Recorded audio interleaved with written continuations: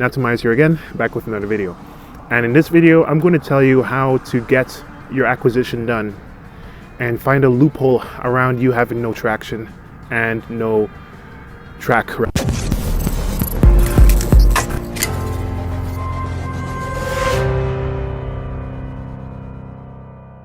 Ways and three type of loopholes we help people go around the hurdle of not having quote-unquote track record for them to commence their acquisition. Because we started to focus on more of the the more sophisticated type of potential acquirers, people that have done syndications or small deals. But one thing we found is even people that haven't really done a large deal, we found ways that they can find a loophole and actually build a case that they do have a track record, even when they may not in the eyes of somebody else. So three quick ways. One is setting up the right team around them, because a lot of people, they say, let's set up a board, and they use this to give the case that they do have the track record by setting up a board of advisors that is really experienced. And so part of what we do, we have groups of thousands of people that we put together. And in these groups, what we say is people who are looking for board members and people that are either whatever they want, either PhDs in software or they've had exits, people like this, just to build the brand recognizability. And this is critical just to prove this case in the story that this person does know what they're doing to some extent. So that's really number one. Number two is people that are commencing new acquisitions, if their company doesn't have enough revenue to acquire the company, what we find broadly speaking is the better the company is and the less value add, quote unquote value add, is needed from the acquirer, the more work would be needed, the less work will be needed to actually acquire the company. So let me just explain in plain grassroots English.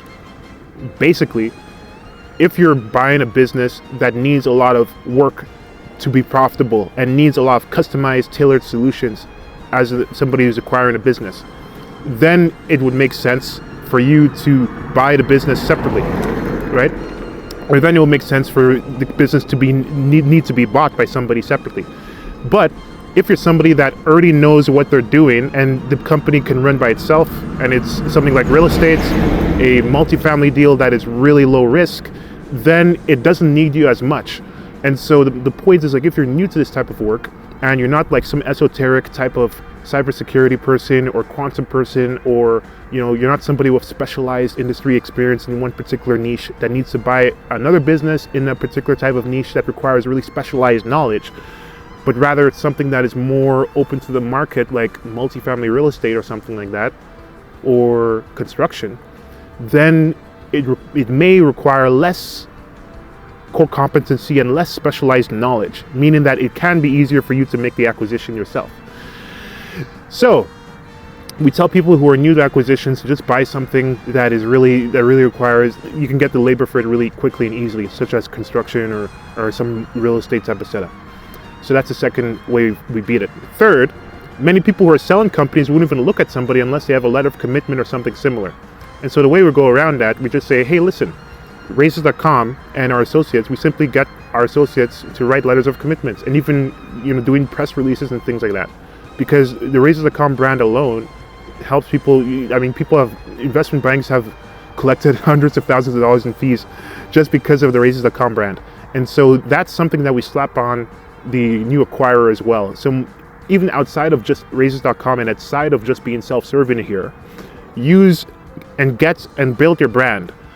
Build your reputation so that people know who you are, and then they don't ask you stupid questions such as, can you even buy this business? Do you have experience? And you just avoid all those gatekeeper type of questions from sellers. Because if you give questions from sellers, how are you supposed to get answers from buyers, right? Or from people who lend you the capital to buy the business. So my point is, like, if you fix those three problems, number one, you get a good board and good team and everything. Number two, if you don't have any core competency, don't buy a specialized business that needs your core competency. Buy a business that is really commoditized, like real estate or construction, or something that is really, the labor is really easy to find to operate it. And three, simply build a brand. And if you do those three things, then you'll be in a good position to go out, acquire a business, and then raise the capital to do so. And what is Raises.com? What do we do? Who am I?